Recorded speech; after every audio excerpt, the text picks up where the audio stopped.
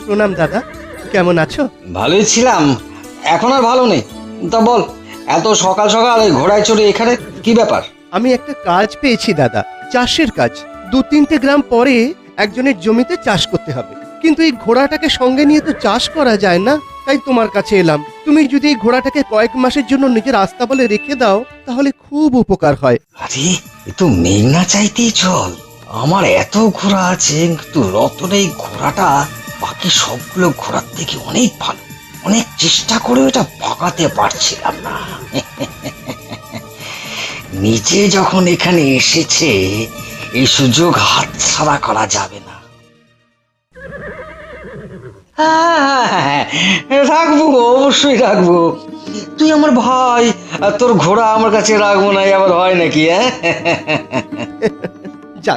আমি জানতাম তুমি রাখবে। ব্যাস, আমার আর কোনো চিন্তা রইল না। কয়েক মাস পরে এসে আমি ঘোড়া নিয়ে যাব।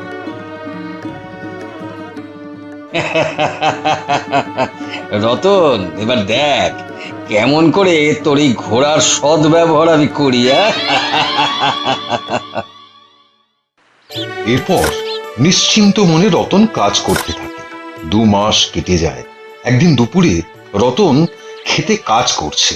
ঠিক সেই সময় একজন দেখা করতে আসে রতনের সঙ্গে। আপনার সঙ্গে আমার খুব জরুরি একটা কথা আছে।